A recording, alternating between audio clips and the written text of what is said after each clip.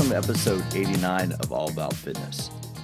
The purpose of this podcast is to help you learn how to use fitness to enhance your quality of life. Now, a number of my guests have been top leaders in the fitness industry. Some have been authors, some have been researchers, some have been company CEOs.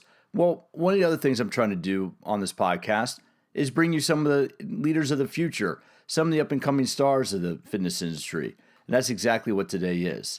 Kevin Mullins is a personal trainer and educator based out of, well, unfortunately, Washington, D.C. I say that because a number of my guests have been from the Washington, D.C. area. And that just, that's where I'm from. I worked in the city for a number of years. I grew up there. And there are a number of fitness industry leaders in the D.C. area. And Kevin is one of those guys. Kevin Mullins is a personal trainer and educator with Equinox in downtown Washington, D.C. He's also been somebody that's been on the radar of Men's Health. He applied for and has been a finalist in one or two of the competitions that Men's Health has run and looking for, up-and-coming personal trainers. In addition, Kevin has recently released a book on exercise program design. So in episode 89 of All About Fitness, Kevin Mullins and I had an opportunity to catch up. We don't know each other that well. Our paths have just crossed a few times. We have an opportunity to catch up, talk exercise program design, but we also talk about gym etiquette because I think that's something that we can all work on. I know I can work on a little bit better. Just being more mindful, being more aware of people in the gym or people around us in the gym environment.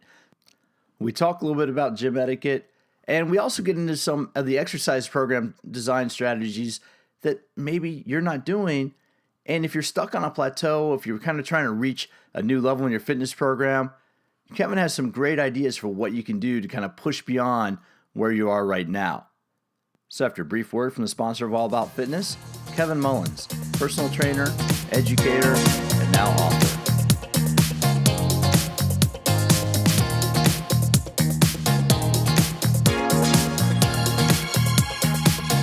What is part bench, part balance trainer, part stability ball, part jump box, and all results?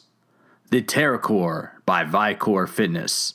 Specially designed to help enhance balance, strength, agility, and metabolic conditioning, the Terra is quickly becoming the go-to piece of workout equipment used by fitness professionals around the world. Whether you're training to earn that 8-figure contract or just trying to get in better shape, the Terra will help you achieve results you never thought possible. Terra by Vicor Fitness, the shape of things to come. Go to www.vicorefitness.com and use code AAF, that's All About Fitness, AAF, to save 20% on the purchase of a Terra. I'm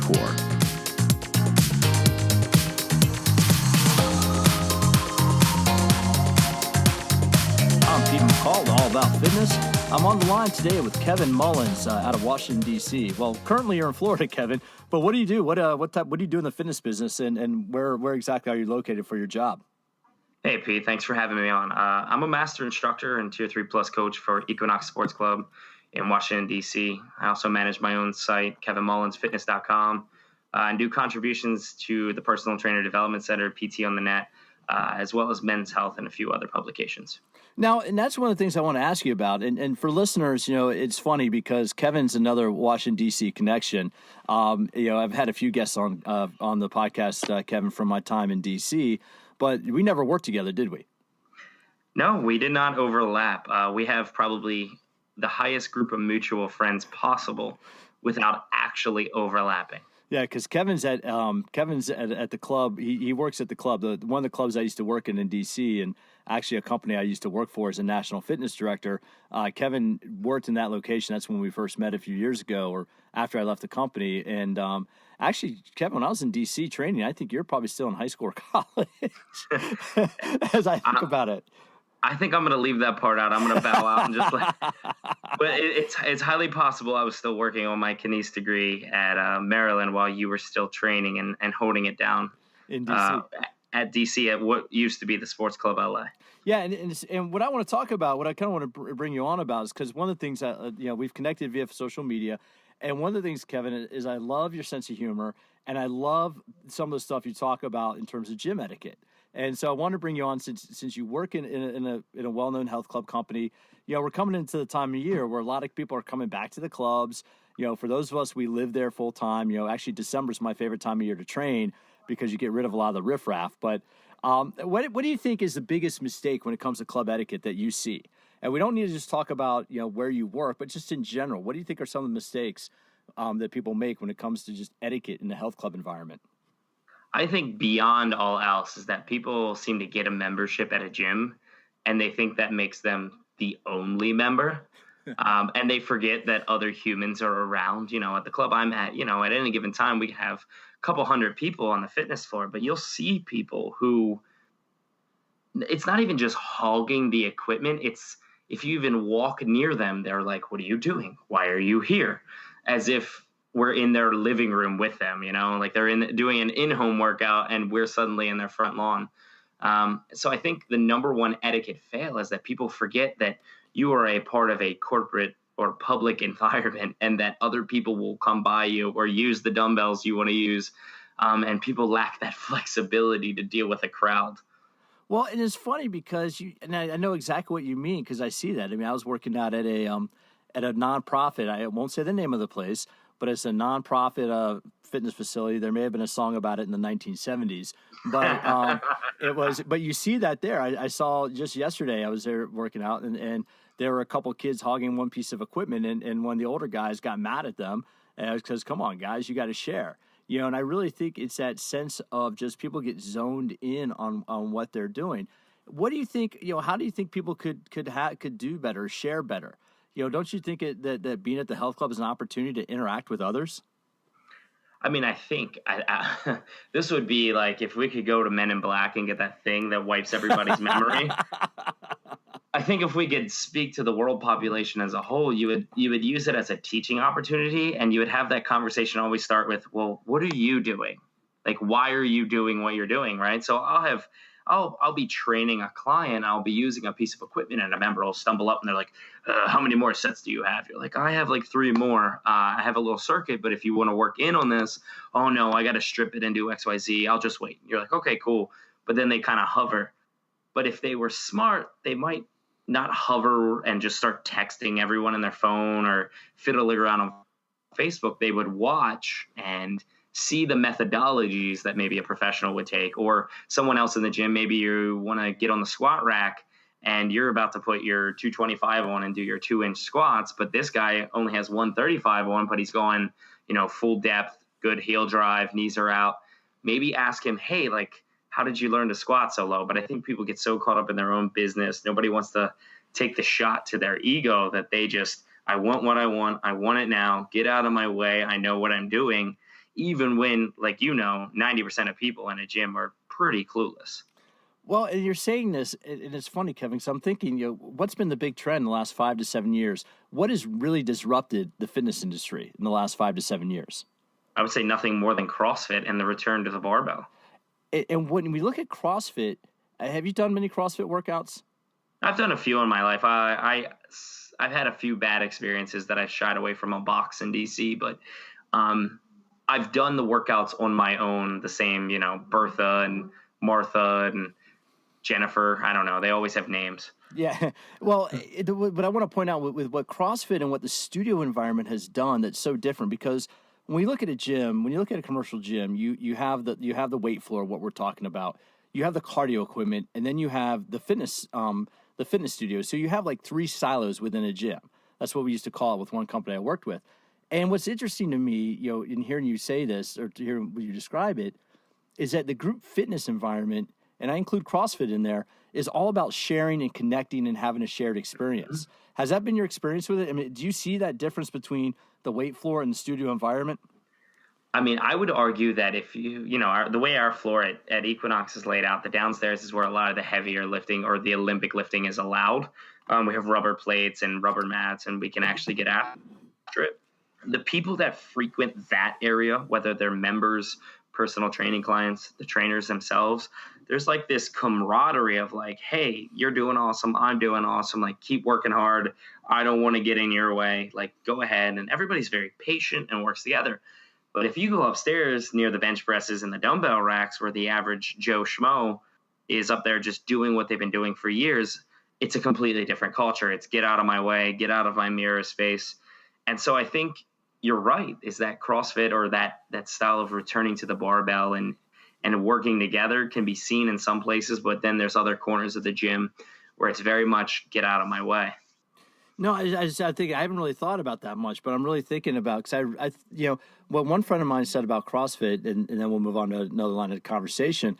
But he made me giggle because he said CrossFit made it cool to run around the block for your workout, and he made it, and I think that's really been one of the things that has changed, is kind of changed that gym environment. And I think you're so right, dude. I think that when I think about it, anywhere that has one of those functional training spaces, there's a flow in that functional training space. You might be doing your thing, I might be doing my thing, but I can see what you're doing, and I know that you have purpose. And so I kind of, we work together. Whereas if we're working on like just a piece of equipment like the bench press, I think it becomes a much more kind of, this is my space. I mean, did you understand what I'm trying to say? No, I think you're spot on too. And I think it has to do with, that's something where time under the barbell or just work time, you see in a run group, right? Like marathoners aren't typically rude to amateur runners. They help them. I think that's where experience, and whether you're a trainer or a coach or not, if you're just, you love fitness, you tend to bring other people along with you because you're like, this is awesome. You need a little help, or you just need somebody to push you. So I think, like you said, that flow state that comes around the functional spaces comes from people being like, I know where you're at in your journey. Like, I would do nothing to stop you. Keep getting it. Whereas with a bench press, it's like, oh, well, this guy's benching more than me. He must be taking drugs. And everybody just gets really, egotistical or vulnerable. Well, one thing I want to ask you, Kevin, is how do you approach people as a trainer, when you're working out or whether you're working the floor? How do you approach people on the floor? So if I were working out and I thought I saw somebody that might need just a little suggestion, whether you're as a trainer or as another just member enthusiast, is there a right way? Is there a wrong way to maybe offer a little bit of advice? I think there's definitely a wrong way, and that wrong way is always just going right at the problem, right? Hey, you're going to get hurt, or hey, you're doing that wrong, or hey, I can make it better. Because then immediately someone's psychological guard's going to go right up, and they're going to think to themselves, hey, who the hell is this guy? And that's whether you're a trainer or just a fitness enthusiast. I think people don't want to be approached.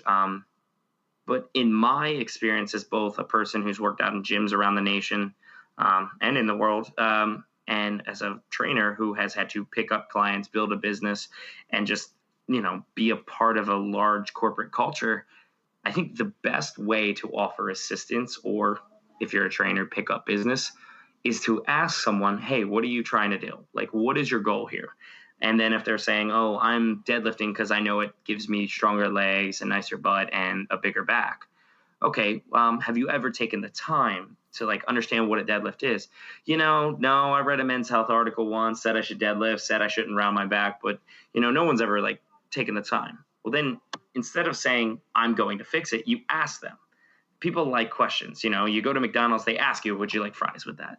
And so I've always found it great to be like, would it be okay if I show you a thing or two that's helped me along the way and help my clients? And if it works for you, that's great. If not, I'll, leave you to your devices. And most people aren't going to turn down a favor. And so I think to go back to that core question is simply not approaching people like you're better than them or you know more than them, but rather, I would like to share something with you because I think it would help. Yeah, I think you're right, because I like the question approach. What I've found that I've tend to do is I'll ask somebody, where'd you learn that? Or where'd you get your program? Because obviously they have some thought. There's some thought behind it. You can tell, and I want to get your feedback on that, because you can tell when somebody's doing something with purpose on the gym floor and when somebody's just kind of there doing something because they think they need to do it. But that's how I'll start that conversation. It's like, hey, where'd you get that program? Or why are you doing that? Kind of like, how'd you get that? And what I like doing is I like turning people on to other experts, especially when I see women. And I try not to approach women unless I see them lifting heavy weights. And I'll ask hey, where'd you learn that? Because I want to refer them to sources that I know, like, Artemis Scanalides or Jen Sinkler or Molly Galbraith. I want to say, hey, did you know there's a community out there doing this? That community of women out there deadlifting, or a community of women out there lifting heavy, and I want to kind of turn them into that. Can you tell, Kevin, when you see somebody working out on the floor, of whether they're training with purpose? Oh, absolutely. And I think it's really the approach to an exercise, right? So exercises are easy. Any magazine or website or trainer can feature 3 to 10 exercises that are good exercises, right? And this is something I talk about when I teach trainers and clients alike, that the exercise is the easy part. But it's the approach that you can really tell the difference between a person who's doing something they've heard of or they saw in a magazine and a person who's following a program or a methodology. And so, when I walk by and I see a new member, or maybe somebody I've seen all the time, but I see them digging in their heels and lengthening their arms over a barbell and then pushing their hips back and then taking a big breath, then going down and lift. I know at some point in their life, someone taught them about the Valsalva maneuver. They taught them about how to create tension through the floor and taught them how to assess whether or not their spine's at optimal length, versus the person who just, walks into the gym cold, puts their headphones in, slaps on a couple plates, starts yanking at it. So really, to me, you can tell the difference between someone who's training a program and training exercises simply by how they're setting up to do said exercise. And so when you're working with somebody, say, I'm not really asking you for free advice, but say you're working with somebody like me in my mid-40s, a little bit of an athletic background. I would probably think I was a greater athlete than I actually was. And I'm just trying to Don't we all? The older, what's the T-shirt I've seen? The older I get, the better I was. But how do you approach somebody like that? And what's your approach to personal training? What's your approach to program design? So when somebody comes to you that might be in the mid 40s, it says, "Hey, I just want to work out." Because what are the two generic goals that almost every individual says to you when they ask you questions about fitness or when they tell you their goals? What are the two generic goals that you hear all the time? Lose weight, look a little better naked, or if it's a male, probably gain a little bit of muscle back. Yeah. So how would what's your process? I mean, what's your thought process? Walk me through that in terms of you're taking on a new client, because what I want listeners to hear is your thought behind it. Because my concern is that there are some trainers out there that a listener might go and start working with the trainer. The trainer's going to have you do some exercises because the exercises might be harder. Maybe the trainer saw something on Instagram and they say, well, I know this is going to be a hard workout, so I'm going to give you a hard workout. But what I want to do is to listen to one of the top trainers that I know, kind of walk us through the process of how you start working with a client. So I mentioned this a little bit earlier, talking about how I approach people. For me, personal training starts and ends with psychology. And I know that's crazy because everybody just is like, oh, it's about working out. You got to work. But you have to think about who you're talking to. So taking the example of the mid-40s former athlete, there's going to be a protective bubble around their identity. They're always going to identify with what they used to be able to do, not what they currently do. And it's really hard for that person to face the facts of they've either through their own laziness or just, time and Mother Nature lost a lot of that ability. And so their idea of what they can do versus what they can actually do are going to be very different. So for me as a coach, I always start with that psychology because I want to see what that person's perception of themselves is, because that's going to dictate my exercise selection. Because, there's going to be a million people who think they can handle that Instagram exercise. But at the end of the day, they don't even have the foundational elements of healthy movement patterns in place before you even try that. So really all you're doing is setting up a recipe for success. They may survive that exercise. They may be sore from it and think you're the greatest thing since sliced bread because you made them sore. But they're never really going to grow and get ahead of themselves because you're simply putting Band-Aids on the problem instead of fixing the issue underneath. And that is their understanding of how their body should move, how they should burn calories, how they should approach their training. I have a client now who's an amazing college athlete, played at a D1 school, lived his 20s, living out that glory. He's now 50. At times, he still gets caught up in his, I can go heavier. No, you can't. We've proven it time and time again. And then I put it on him, and I let him kind of taste it, and he realizes, I can't go as heavy as I used to. And sometimes it takes a humble check, but I don't want to lose my train of thought here. But let me interrupt with this real quick. you just said a phrase, Kevin. I don't know if I've heard it before, but it resonated with me. Survive the exercise. I love that. What do you mean by that? Survive the exercise. Anyone can do anything once, right? You could go to your hardest boot camp workout in the block and you could survive it. It doesn't mean you did it well. It doesn't mean you did it right. It doesn't even mean you did it as good as the trainer expected you to do it. You just simply got from point A to point B, right? It's like a car ride. You may not have made the most of your time, but you made it from point A to point B. And I think a lot of people associate like, hey, I made it through another boot camp workout, I'm good. But then they always started exercises 10 seconds late. Their form broke down. They kind of half-assed it. You know what I mean? You've seen it before as a coach. Never. Never. Hey, talking about movement, and what I love to hearing you say about this is, Kevin, you're a practitioner. For listeners, I've had a lot of, I've done this whole string of academics and some of the top educators in the business, and right now, you're going to be in a thread that I'm doing with practitioners, with people that are out there personal training and in the trenches. And what are the movement patterns? Why should we focus on movement patterns for training? I mean, what's the reason behind that?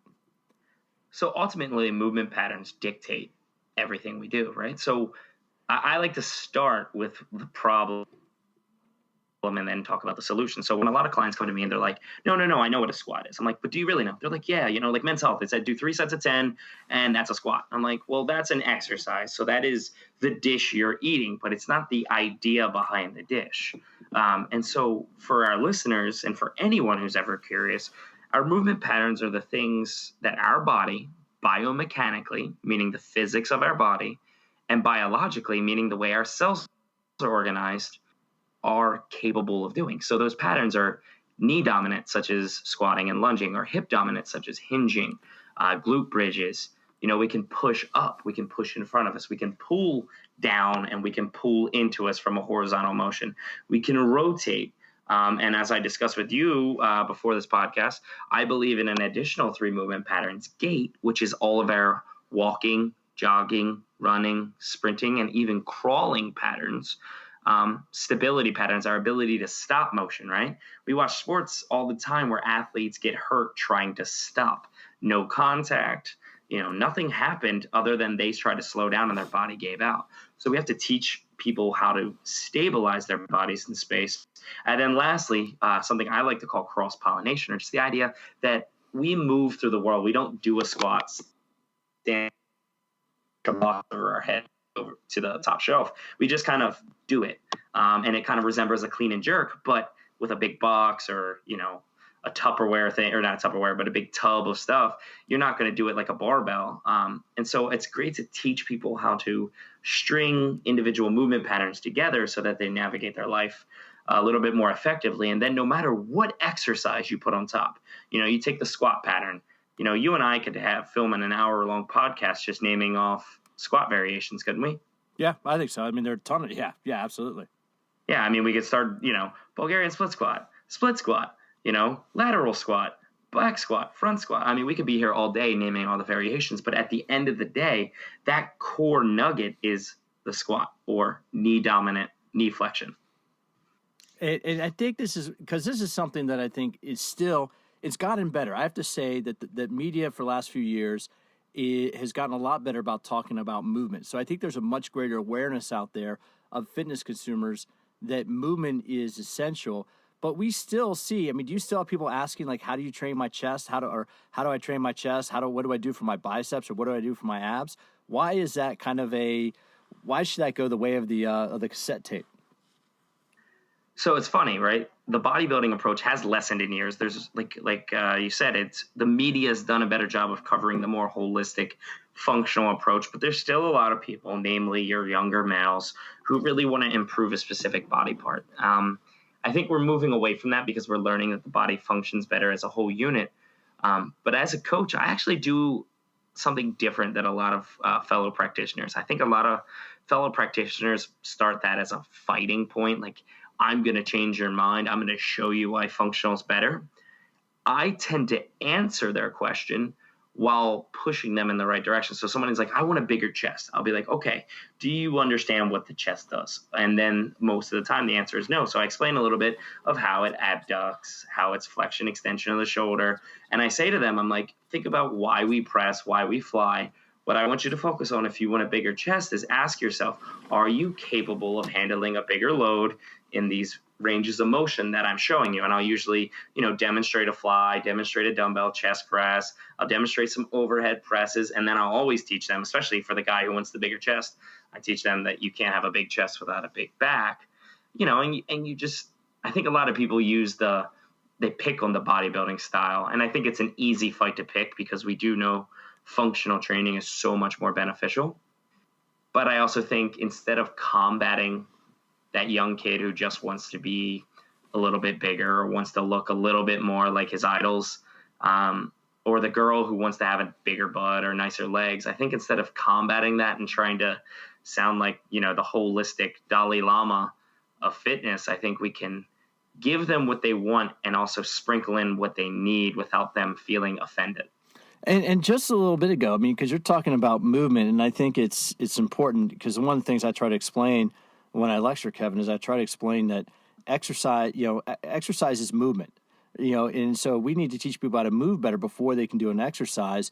And I think it was Lenny Paracino, who used to be an educator for NASM and now works with Gary Gray, who said, muscle isolation is like teaching somebody, is like getting the soloist in a choir. You have to have the whole choir singing together first before you can have a soloist do his or her part.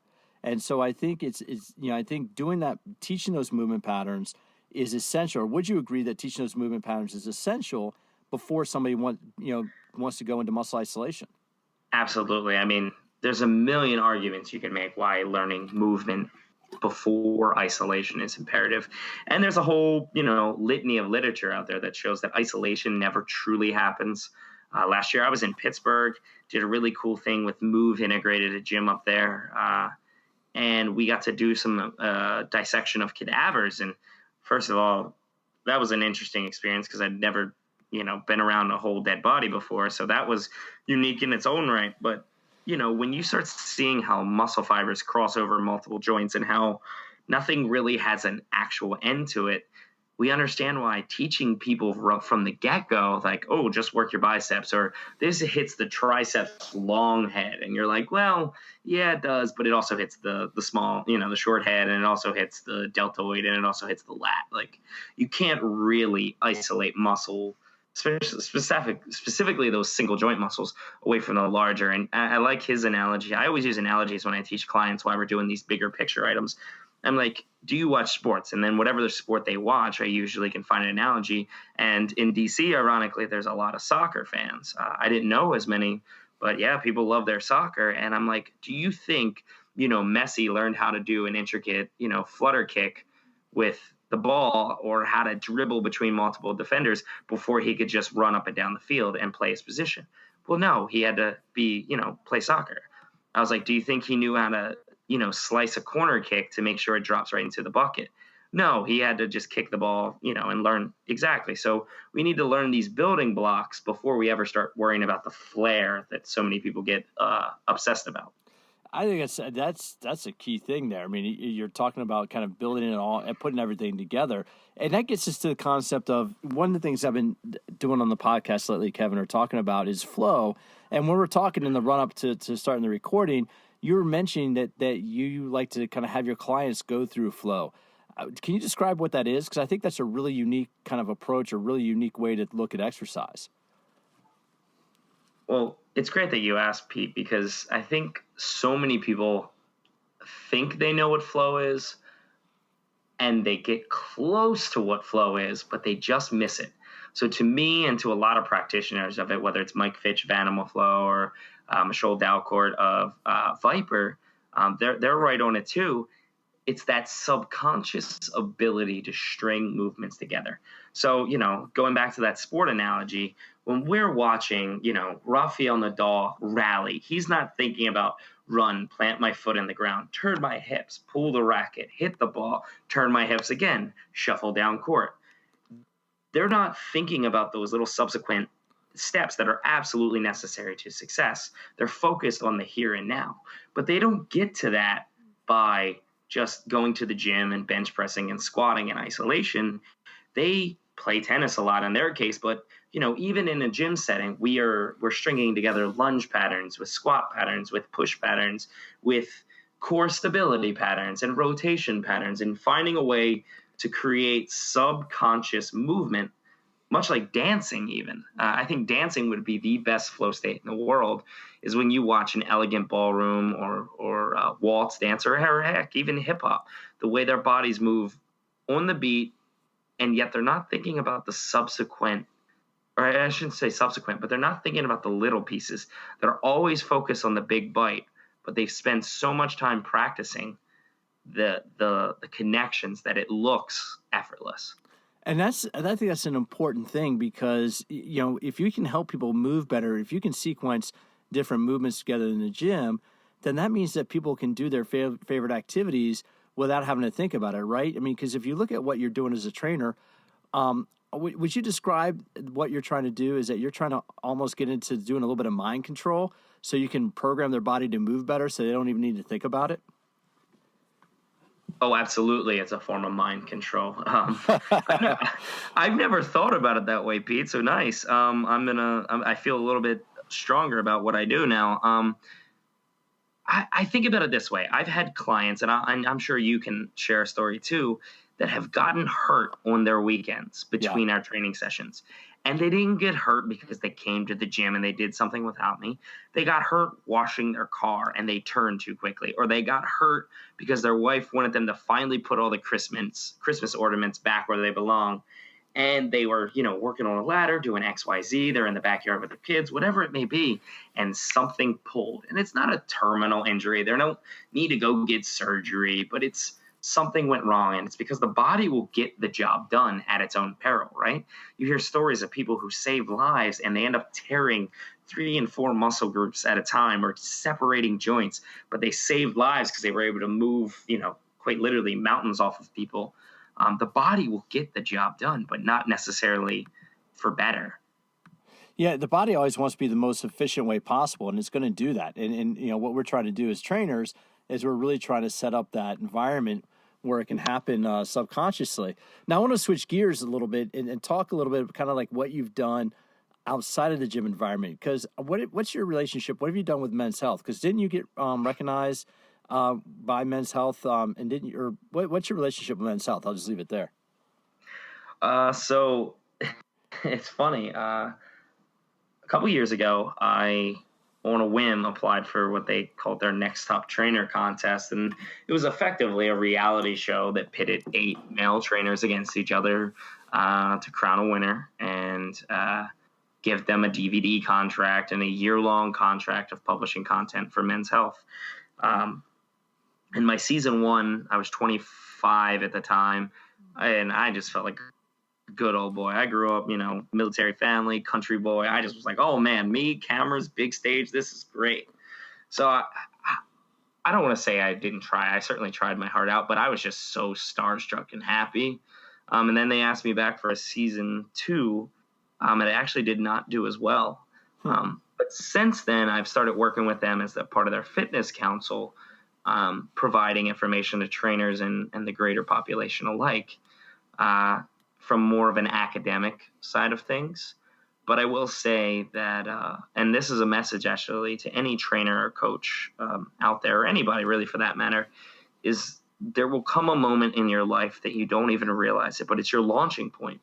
Not because it launches you into the stratosphere of fame and fortune, but it makes you realize that you can do so much more than you knew. And up to that point, I was just like a nerdy kinesiology student who was in shape and did pretty good as a trainer.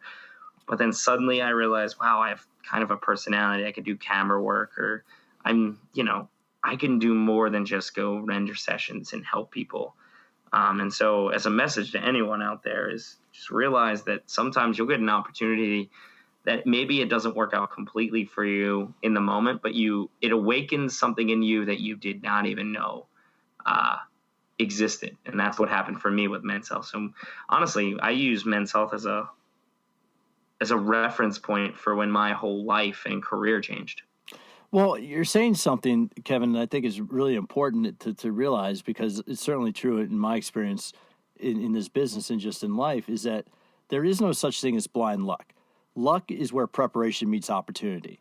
If you're doing the right things, if you're prepared, if you have your nose to the grindstone, you're doing everything you need to do, when the opportunity presents itself, you're ready, you're prepared. Has that been your experience as well? Absolutely. I think you say it perfectly when you say keep your nose to the grindstone. I think sadly a lot of people think they're working hard, but they're missing that willingness to just go a little harder, a little longer.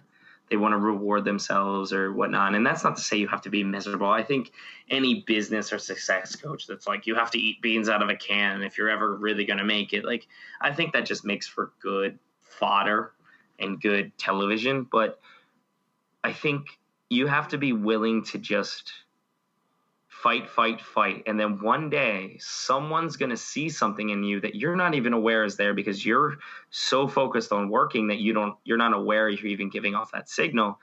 And then that's where, like you say, preparation meets opportunity, because, we like to think we create our own opportunities, and sometimes we do. But I think when you're working so hard and people can tell that you're genuine about what you do and you really give a damn, then people are excited to give you opportunities, because people want to be surrounded by good-hearted, hardworking people. You hit the nail on the head. That's why I'm talking to you right now. Yeah. But I mean, let me ask you this about fear. What is fear? Do you have a fear of failure? I mean, do you have a fear of not succeeding? I used to. I actually, this 2017 was an interesting year. I battled with some anxiety and depression issues like a lot of people. And if you're out there in the fitness community, it's okay. You have great muscles. You work hard. It's okay to feel the way you feel, and just embrace that you are trying to compete with others, and embrace that some days you're really feeling like crap, and reach out to somebody. But I fought off a lot of demons because I didn't want to fail. And, part of it, I grew up in a military family, and my dad was amazing and an amazing role model who always seemed to work hard and get what he wanted. And so, you don't want to let your dad down. I think that's something boys, all men and former boys can relate to, right? Yeah, no, you definitely, that's who you kind of set your standards by. Yeah, and so, and then I got into my career, and, you see this guy's on the cover of this and this guy's doing that. And so you put a lot of pressure on yourself, and you fear failing because you're thinking to yourself, like, well, how many chances do I really get? How many times do I get to pull the rabbit out of the hat before eventually there's no rabbit? And, it broke me down. So to answer your question in an extremely long-winded way, I used to feel failure. Now I fear not getting opportunities and not being true to myself. So what I used to fear, oh God, what if I mess this up and I never get a chance again? Now it's, well, what if I'm so caught up in my own ego or caught up in my own BS that people don't like me enough to give me chances that I used to get? And so, I fear letting my own ego or letting my own bravado get in the way of success, if that makes sense. No, that I think you're hitting on something. I think that's part of the maturation process. I mean, we talked earlier, you said you turned 30, and I think that's something that as you go through your 30s, you'll realize is that you learn, because I've come to that point, because I remember, years ago where I wanted to kind of push hard and do everything. And now I look at failure as an opportunity to learn. I really look at that. If I submit an article and it doesn't get picked up, or if I do this, or an editor comes back and says, well, this isn't really the way I was thinking, rather than, feel challenged and like I'm not good enough, I'm like, okay, where can I get better? And it's funny because, what you're saying made me think about, it's almost like, and I just want to make this point that I've been married for a number of years, but it's almost like asking out that girl. If you don't go up and ask out that girl, you're never going to get that opportunity for the date. You have to be okay with things not going well. I am never afraid, Kevin, if somebody says no. I would rather ask somebody and have them say no than to not have asked at all. I mean, we were talking earlier, I was thinking there's a phrase out there, and I'm not going to get it right, but I think somebody said one time, Our fear isn't that we set our goals too high and don't fail them, or set our goals too high and we don't achieve them. But the real fear is setting our goals too low and we do achieve them. And it's, I'm not saying the quote right, but I am never afraid of asking for something and being turned down, because I'd rather ask and walk away. Okay, I didn't get that opportunity, than to sit around wondering what if.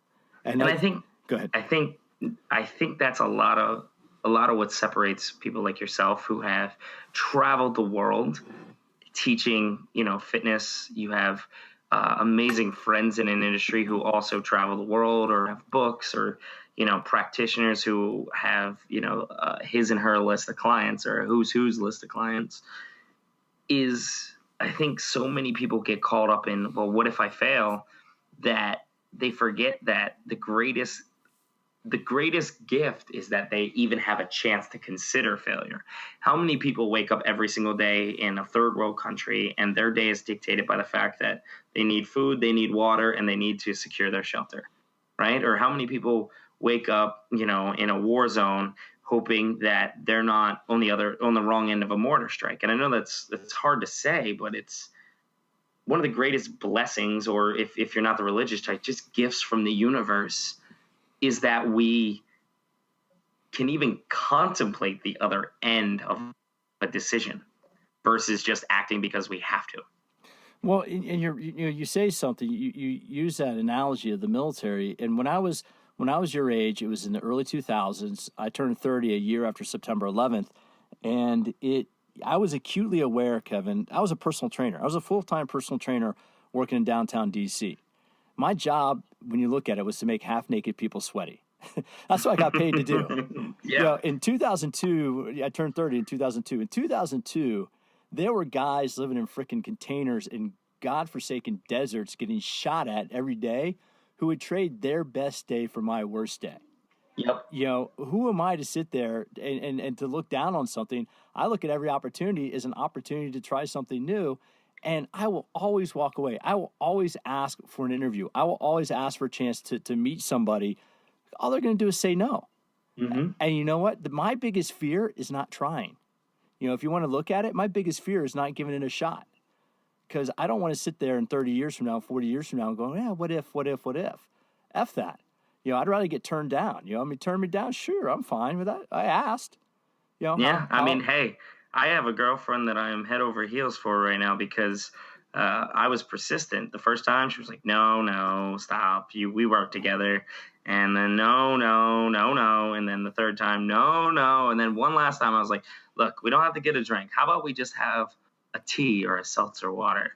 I just want to get to know you. And then, we've been together 2 years, and, I would have kicked myself had I just been like, no, don't ask her. That's stupid. It's none of the good things in life just show up in your mailbox, right? Like, I remember saying to a client one time when they were getting frustrated about fitness and why it was taking so long, I was like, do you think a fit body is just like Publishers Clearinghouse? Do you know anyone who's ever won Publishers Clearinghouse?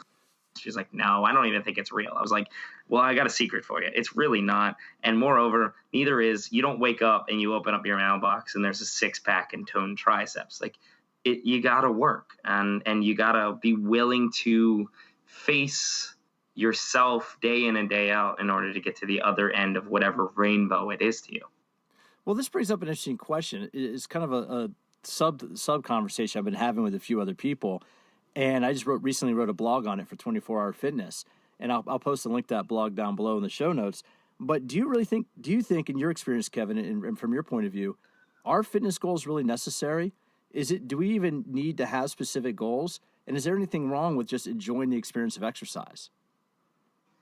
I think for most people, the goals are necessary because for a lot of people who don't enjoy exercise, they need a reason why. For you and I, we love trying new things, new equipment, feeling our body navigate space because we've fallen in love with it and the way it makes us feel. But I think for your average Jane and Joe, there needs to be something that makes them want to put on their gym shoes and leave their couch and put down the Fig Newtons. I think that's probably the first time fig Newtons have ever been mentioned on a podcast. Well, let me ask you a question real quick. Have you had lunch? Because you mentioned McDonald's fries earlier, and now you're mentioning fig Newtons. I know, right? Like, do you need to go grab a snack? But I think, yeah. But that's an interesting point, because I do think some people need that initial goal. But what's wrong with? And I think this is one thing where people set up for failure. Because people feel like, you mentioned this just a little bit ago, is if I don't achieve a certain look, well, I failed. Or if I can't lift this weight anymore, well, I failed. Well, what about exercise for the sake of exercise? Is there anything wrong? Have you ever a client come to you and say, hey, I just want to enjoy working out? Those are like unicorns. They exist, but they're rare.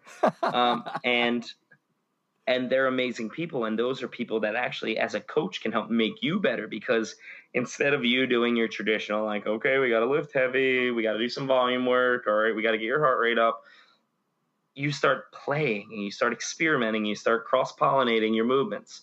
I think for anyone in the world who is exercising, exercise should get to the point where it's just a value of, wow, I'm doing something good for my body. I'm working through, I'm fighting these stimuli and adapting. I think where we as fitness professionals need to get better, and I just wrote a blog myself about rethinking goal setting. And it's nothing new. It's what Berardi talks about with precision nutrition. It's not setting these outcomes. It's setting tasks or setting process goals, things that you can do day in and day out, so that every single day you're actually achieving your goals, right? It's not, I want to lose 20 pounds. It's, I want to go to the gym and work out at least 30 minutes, 5 days a week. I want to eat 7 servings of vegetables a day, and I want to get at least 7 hours of sleep at night. I guarantee any listener or anyone in the world that if they did those 3 things, they'd lose a couple pounds, assuming they're not like on day 7 crushing said McDonald's fig Newtons and going out to the bar till 3 a.m. But I think we get so caught up in where we want to go. I use the analogy of winning the lottery. Have you ever bought a lottery ticket, Pete? Yeah, sure. Yeah. And is that not the best few hours between the moment you buy the ticket until the moment the drawing happens? I see where you're going with it. No, absolutely. Because it's that what if, it's that possibility. Exactly, right? So you start envisioning like, oh man, if I win $400 million, even after taxes, I'm going to pay off my mom's house, and I'm going to help out my friend. Like, I don't want to give all my money away, but I love my friend, and oh man, I'm going to buy that Lamborghini, and man, and I'm going to put it in a savings account. You map it all out. And people do that when they make those outcome goals. They sit down on January 1st. They're like, this is the year I lose 30 pounds. I'm going to go to the gym every day. I'm not going to eat potato chips. I'm not going to drink so much. I'm not. And they keep telling themselves all these can'ts. And then they are like, I am going to work out every day. And even fitness professionals don't work out every day. Sometimes stuff happens. And so they create the setup for failure. So when you spend all of that lottery money in your head and then you don't even get a single number, it hurts a little. Even if later you're like, I knew I wasn't going to win, but for a moment you hurt. And the same thing happens when the traditional person, sets an outcome goal. They tell themselves, I'm going to do it. And these are all the things that I'm going or not going to do in order to achieve it. And once they mess up, it's just like tripping down a hill. They're just going to stumble until eventually they fall and give up. And I think that's something that I can totally agree with, and I get that, because I think it's really important for people. I would suggest and would argue maybe that people need to set the goal that just to enjoy exercise, to find activity they enjoy. Find something, because what we know and what we're seeing in the data and what we're seeing in greater society is that, people that don't exercise regularly, you're taking years off your life. And it doesn't need to be, you don't need to kill yourself with a WOD. You don't need to, do indoor cycling studios 6 days a week. It's just as a matter of being active. And I would really challenge people listening to this to make the process your goal, to make the process to say, hey, I want to set my goal so I learn how to enjoy exercise. Have you seen that shift in your experience as a trainer? Have you seen that shift from that client that really kind of started with you and was kind of, calcitrant, didn't really want to come in, canceled a few times? Have you seen that shift, and how powerful is that? I think it is the most powerful feeling you'll get as a coach. I mean, obviously it's great when that client's like, I've lost X amount of pounds, or a client lifts something they've always wanted to lift. But when you can see the transformational shift in someone's attitude towards the gym, and it's not even the sessions. I love when I see a client who used to cancel sessions and stuff.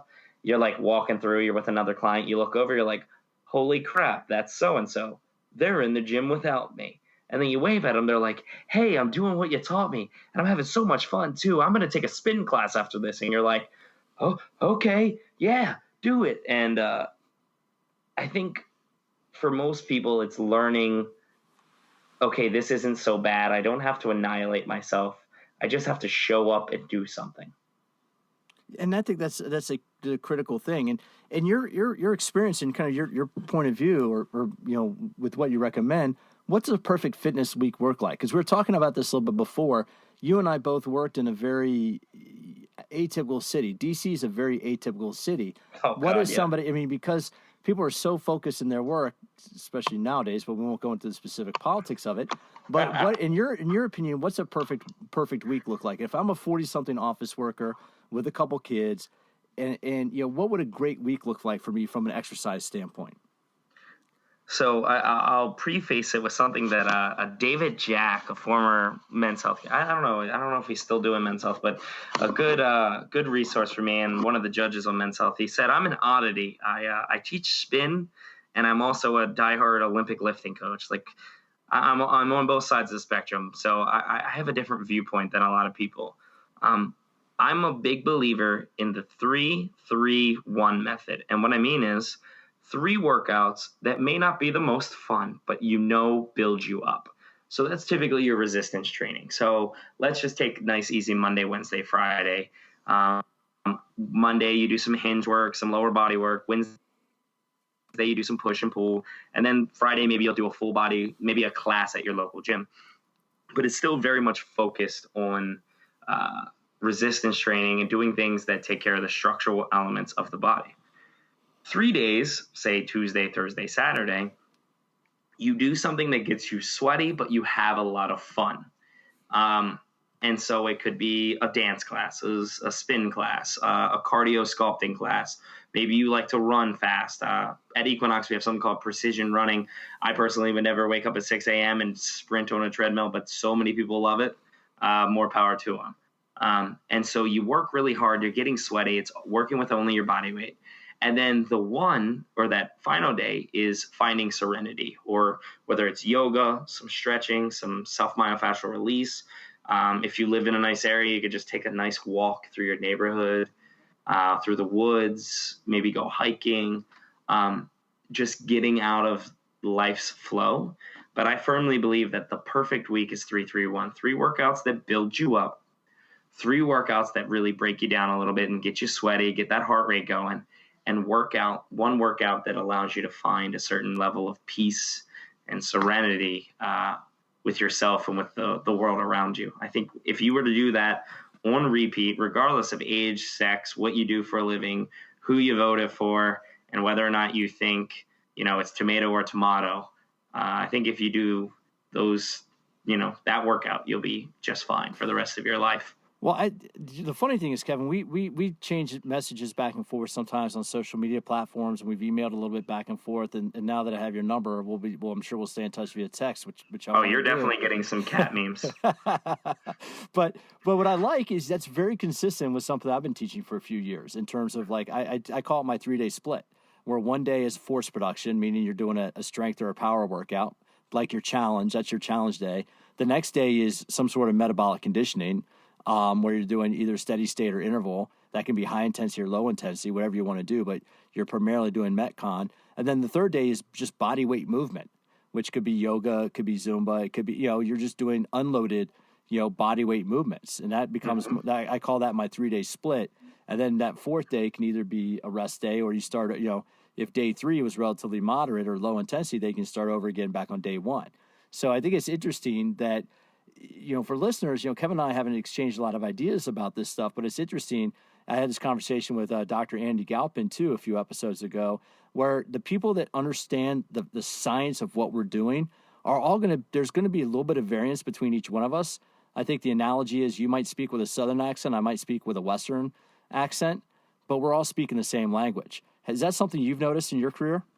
Yeah, I've even when I teach, so as a master instructor at Equinox, I try to teach the trainers because they're like, I feel like I'm starting to say the same things as this person, and I'm like, that's good, that's a great thing. Like, there is a core foundation of science and an anatomical, physiological, biomechanical principles that, unless you're in a research setting, you really shouldn't argue, right? Like, we for the most part understand why the hip hinge is as imperative as it is. So if you're a trainer, you need to have a hip hinge in your programs. Now, you deviate its intensity or complexity based off the client you're with, but we all agree you should do hinges, you should do gait. So like you said, we all have different dialects, so we all have our certain flares. I know trainers who came into fitness with a little bit more of a yoga or Pilates background. I was an NFL level athlete, and now I teach a lot of people speed work. So we all have our preferences or dialects, but at the end of the day, people who really study the core principles of what makes us human understand the same language, like you said. And that's something I think that people need to pay attention to as you're looking for various fitness people to follow, is to look at their consistency of language. Now, as we're getting ready to wrap up, Kevin, you mentioned a little bit, we talked a little bit about DC. What type of people, how do people use fitness in DC? Explain a little bit about how fitness works in DC, because I think DC is an outlier where a lot of people in DC, at least in my experience, when I worked there more than a decade ago, a lot of people in DC don't really use exercise. Some people do, but a lot of people use exercise maybe as a means of being healthy and a means of stress reduction, as opposed to appearance, like it might happen in other cities. What's your take on the DC fitness scene, and what do you think most people train for, in that environment, in that city? I mean, I think I'm going to tell a joke and then I'll be serious. I think for DC, exercise is the equivalent of going out into an open field and screaming at the top of your lungs. I think for so many, and maybe I'm partial because I do work, Equinox is a little bit more higher brow, higher earning. And with higher earnings come typically some bigger responsibilities. I think a lot of the members have a lot on their plates, managing companies and portfolios and this, that, and the other, and politics. So I think for a lot of people, exercise, especially the diehard group fitness fanatics, it is this ability to go into a room and metaphorically scream for an hour, even if they're not doing everything right, even if they're occasionally substituting their own exercises, and they just want to lose themselves for their own sanity. Now, for the serious answer, I think you also have a lot of health-minded people. For a couple of years in a row, DC's been in the top 5 or 10 healthiest cities in the nation, and I think you have a lot of very educated people who maybe even they're not even that wealthy yet, but they're just educated, and they understand that if they don't take care of themselves, their earning potential goes down, their life expectancy goes down, their quality of life goes down. And so being able to take care of themselves on the front or back end of their day is imperative to their sanity and their overarching health profile. And I think compared to other cities like New York, LA, no offense to anyone in those markets, Miami, they're a little bit more vanity, right? It's a little bit more, how do you look in a bikini in LA and Miami? It's a little bit more like, how do you fill out, when you're wearing the tank tops? And then, New York's very much a fashion scene. So it's about see and be seen, and what are you wearing when you go to the gym, and where are you going after? And again, it's not belittling those markets. It's a little bit different approach towards why people work out. But I think in DC, it is ironically way more holistic. And I would agree with you, because that's exactly where I was going to go with it, because I worked in DC, I worked in Boston for a little bit, and as my experience in those markets, exercise and fitness is much more a means to improve quality of life. Meaning, I work 12 to 14 hours a day as an attorney. I grind doing crap on Capitol Hill. I need a stress release. I need some way to maintain my sanity, and going and throwing 20-pound heavy balls is it. Boston, people understand it's important. And I agree with you 100%, dude. You got Miami, and I would say South New York, I would say more of like Chelsea, Soho, and South is much more appearance oriented, where like the Upper West Side might be just family people just for health. But you definitely have Miami, you have New York, in Southern California, dude, from LA on down to San Diego is all about appearance. And what I've learned too is that Houston and Dallas fall in the same category. Like Houston and Dallas are definitely, fitness is definitely an appearance first mindset. But then you take a look at like, you have Boston, you have Chicago, Seattle, DC, and definitely San Francisco. Those cities, exercise becomes more about quality of life. And do you think, would you agree kind of with that in terms of your experience? Would you agree with that? And what do you think has been, what do you think we can do to kind of change that mindset or kind of change the focus from appearance to just to quality of life? Well, I think it starts and ends with the most influential coaches of the region, right? Boston, I would even argue, is like the performance hub of the East Coast. You got Cressy and Boyle and, I know Gentlecore just opened up his own spot up that way, and TD's Athletic Edge. Like that Boston area is full of really good strength coaches. I think it's a cultural thing. Like you have Mark Fisher in New York, right? Yeah. And he's a really good coach, but he has fun with it, kind of like mocks some of the big box gyms, does things his own way. I think if you get a really polarizing coach who then teaches the holistic without being too foo-foo-y about it, but just get people lifting heavy, doing the right thing, working their body with whole body compound movements in places like LA and Miami and New York and Texas, I think you start to see a shift in people's mentality, because what becomes cool is not, having huge arms and shoulders, but super bad upper cross syndrome. What becomes cool is being able to, do anything you want because you're pain-free and your body moves the way it should. And I think that's changing. I think that has been changing quite a bit, but for whatever reason, I think people still get, and that's the one thing I think too that happens as you get older. As you get older, look, dude, I drive a minivan. I have 2 kids.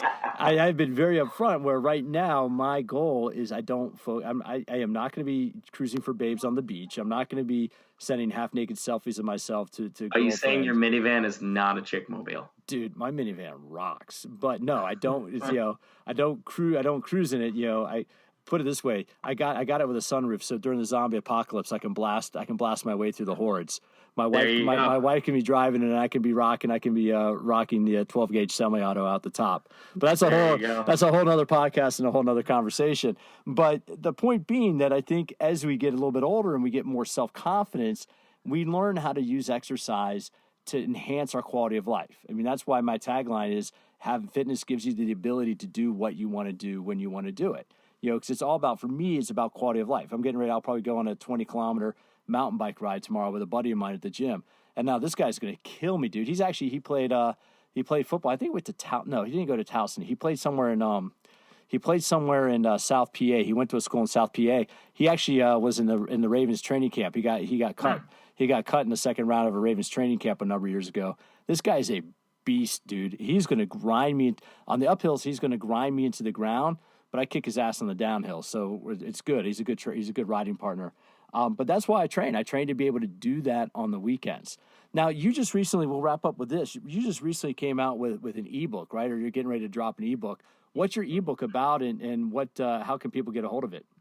So you're right. I'm dropping an ebook this coming month here in January. It's actually in the final editing process now, and it's just got to get formatted so it can be read on any device.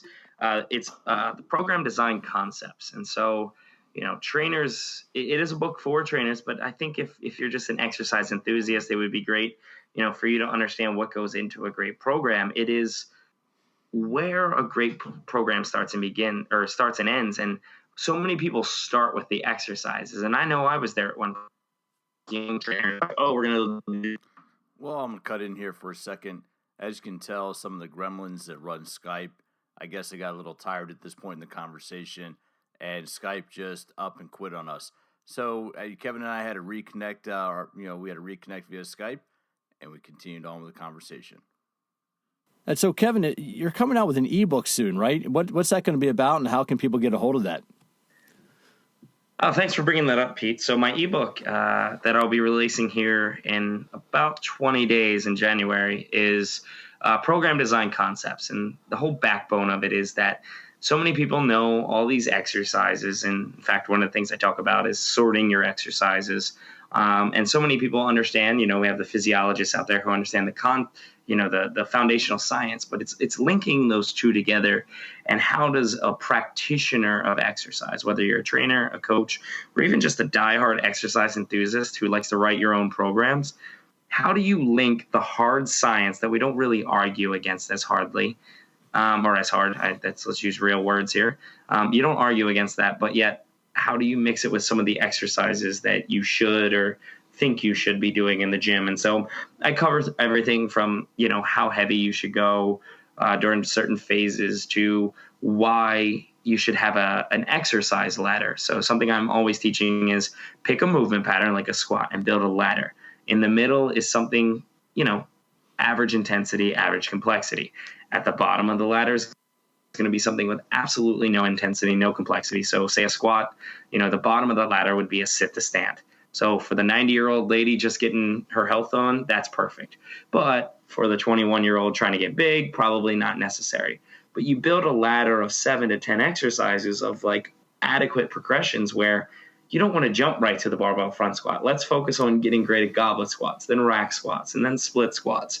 Then we'll worry about the barbell. And just a variety of different factors on how to write better programs, because ultimately a program like a client is a living organism.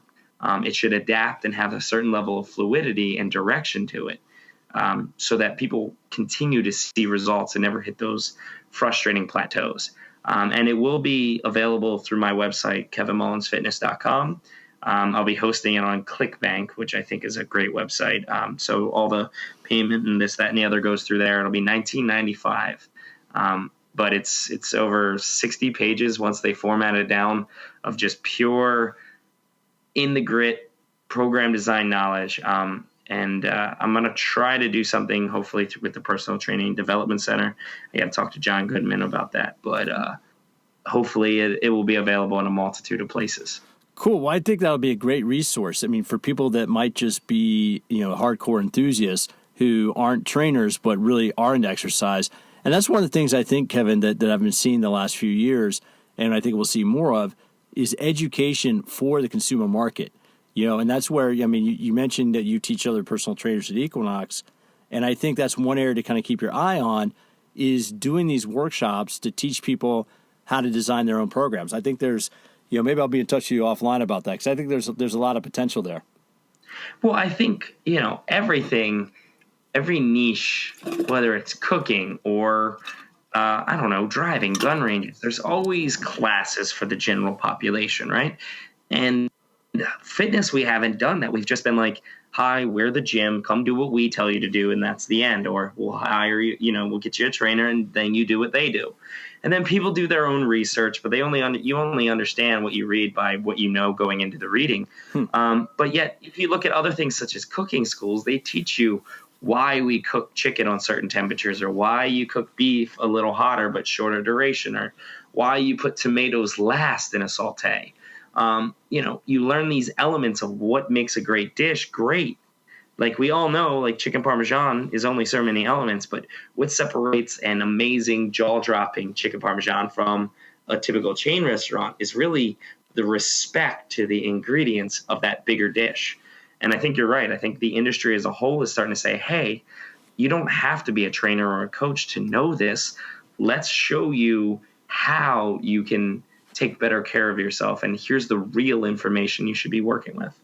Dude, I think that's a great, you just hit the nail on the head. I think it's a great way to describe that. Do you do a lot of cooking yourself? It sounds like you have a little experience there. I like to pretend like I'm a chef. I'm very, very lucky. One of my best friends from high school, he was a major part of All Purpose, a big, actually they brand themselves as a pizza shop, but it's the best Italian I've ever had. That isn't in Italy, down in 9th Street in DC. But he's a chef at multiple places, and he's taught me a lot of the secrets behind, when you time ingredients. And it really does make a world of difference. For anyone listening, save your tomatoes for last in that dish. If you're putting fresh tomatoes, They don't need that long to heat up. You'll thank yourself for waiting until the last element. Hey, I just picked something up on that. I might be making a big batch of chili tonight for the family. And now to wrap up, one of the things I miss, where in D.C. do you live? What part of the city do you live in, or do you live outside the city? So I'm technically in the West End. So I'm on N Street, right there by right before you get down into Georgetown, not quite DuPont Circle. Okay. We're in like the forgotten area, if you will. We're not really a neighborhood. We're between neighborhoods. Well, my wife and I, we lived for 2 years between 1999 and 2001 before we bought our place in Adams Morgan. We lived right off of DuPont Circle. We were right on New Hampshire. We were on New Hampshire, but right by New Hampshire and N as in Nancy, just a little bit south of the circle. And I loved that part. I loved that part of the city. And the one thing I miss, dude, the one thing I really miss about D.C. is Rock Creek Park. And what I used to do one morning a week from your club, one morning a week during the summer, we'd run from the club and we'd run over to the Watergate stairs, and I'd get anywhere from 8 to 15 people in that class. And I'd always go, and everybody would go. The fast ones would run ahead and wait, but we'd go run the Watergate stairs right by the Lincoln Memorial, right behind the Lincoln Memorial.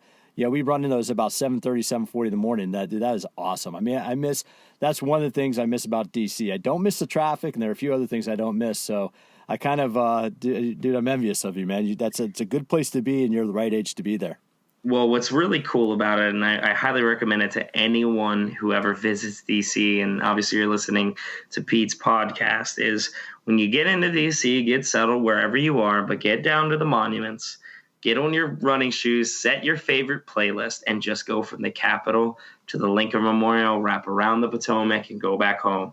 It is amazing to bring your history textbook to life step by step, and you'll be dodging the tourists and the random flag football games going around. But there is something super surreal about jogging right next to the Washington Monument, and you're looking up at it. Like, I remember being, 6 years old, learning about what that is, and there's the White House, and oh wow, look, it's the Jefferson, and it's just, talk about a scenic route. It's breathtaking. Well, I played rugby. I played rugby down the mall for a few years with the Potomac Athletic Club. They're now the Potomac Exiles. Yep. But we used to go run the hills in the Washington Monument. That was one of the conditioning drills that we would do. And actually, for a while, I don't know if it still is, but one of the guys on the team, his wife worked for an appropriations subcommittee on the House, and that stretch of land right across from the Holocaust Museum was called the National. It was in legislation as the National Rugby Field. And it got money every year to be reseeded. I never knew that. Yeah, so it's one of those nice little things about having and rugby, dude. If you want to know a mafia, if you want to kind of know an underlying mafia in DC, the rugby community is an underlying. The rugby community. If you get into the rugby community in DC, you can stretch your wings pretty far in terms of connections, in terms of getting to know a lot of people. Everywhere from bartenders to chiefs of staff, you can get a strong community going on. Yeah.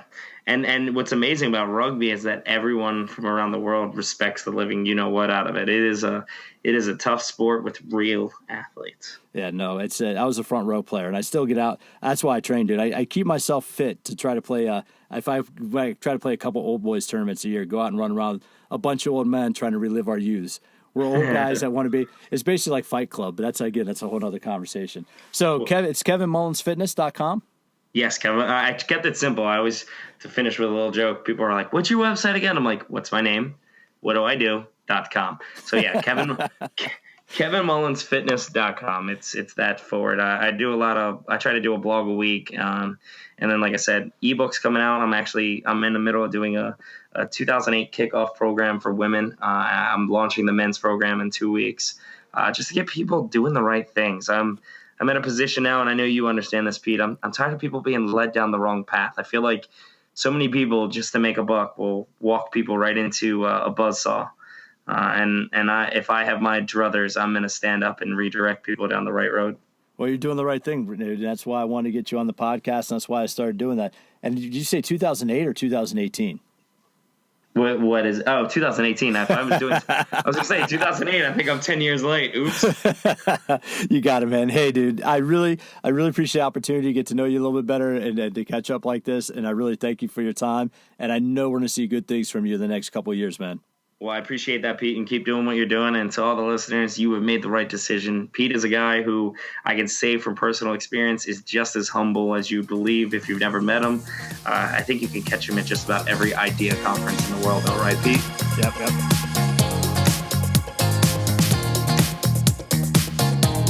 That was a fun conversation. I first met Kevin a few years ago. I think it was back in 2013 when I did a workshop at the Sports Club LA. That was a club I used to work in that ultimately became Equinox when Equinox bought the company back in 2014. But I first met Kevin back in 2013. And the way it works these days, you meet somebody, you connect with them obviously via Facebook and other social media. And he's somebody I've been just kind of in touch with digitally for the last few years. And I don't know if I think we saw each other maybe at a conference last year. And a quick note on that, he mentioned the IDEA conferences. IDEA is a trade association of personal trainers and group fitness instructors. They're like the big fitness industry association for the service side. You have the Health Club Association, but they're the service side. Anyway, they asked me this year, I'm excited to be doing this, but I'll be doing a series of podcasts for IDEA on fitness entrepreneurship. So I'll be speaking with various personal trainers, studio owners, and equipment inventors about how they got started in their business, and talk specifically about business design strategies or business strategies for growing a fitness business. So keep an eye out for that. I'll be launching that through IDEA. I think they first started in April of 2018, and I have some great interviews lined up for that. Anyway, back to the interview today with Kevin Mullins. But Kevin's one of these guys who I just pay attention to. He applied for, was a finalist in a couple contests with Men's Health, where they're looking for the next up-and-coming trainers. He teaches internally, and that's where I got my start. I used to teach internally for a large health club organization where I was responsible for educating the other personal trainers, and that has evolved into other things and into some of what I'm doing now, working with various companies, teaching at workshops and stuff. And that's the one thing I always tell people looking to get into doing the master training side of fitness is start where you are. Work in the health club that you're doing. Use that to get your reps. For about 2 or 3 years, almost every weekend, about 2 or 3 weekends a month, I was teaching workshops internally, and that's time in front of people. Also teaching group exercise, being up in front of people gets you more comfortable in a public speaking environment. So Kevin's doing that right now, and he's trying to evolve himself into being another Nick Tuminello or another Tony Gentilcore. A couple guests I've had on the show recently, and I think he's well on his way. He has a good point of view. He went to a great school, University of Maryland, has a great kinesiology program. That's his background. He's been studying the right stuff and doing the right things. So it's really, I'm excited to give him a platform to be able to talk about what he's doing and be able to talk about how his approach to fitness can help people. And it's not just his approach. He's taken a scientific approach based on the research that's out there. So on this podcast, I've had some of the researchers. I've had people like Brad Schoenfeld and Martin Gabala, people doing the research that people like Kevin Mullins are using to help people like yourself get results. That's how I'm trying to tie this all in here together. I'm trying to have the researchers talk a little bit about what they're doing on the research side. I'm trying to get some trainers and male, female trainers come in, talk about how are they applying the research. Whether they're on Instagram like Lita Lewis or whether they're working in a gym like Kevin Mullins, how are they using the information that's out there to ultimately help you, the consumer, try to achieve your fitness goals. So that's what I'm trying to do with the podcast, and hopefully we're doing a good job with that. On that note, if you enjoy the podcast, if you could take a moment, give us a rating. You know how it works, folks. The more ratings you get, the higher up in the search rankings you go. It doesn't take any time. Just give us take a few seconds. Give a quick rating. Let other people know what you think about All About Fitness. The more people that find out about us, the more people can find out how to use fitness to enhance their quality of life. If you want to connect with me, if you have any ideas for a guest, I got a couple great guests coming up, and a couple of them came from listeners. So I really want to thank you for the people who have been sending in guest ideas. I've been taking a look at them, and I've been filtering through and reaching out to people. So I have a couple great guests coming up. I have I'm going to do a series of 4 to 6 just phenomenal interviews that are really going to, I think, take this podcast to the next level. If you want to connect with me, if you have any ideas for guests, please shoot me an email, pete@PeteMcCallFitness.com.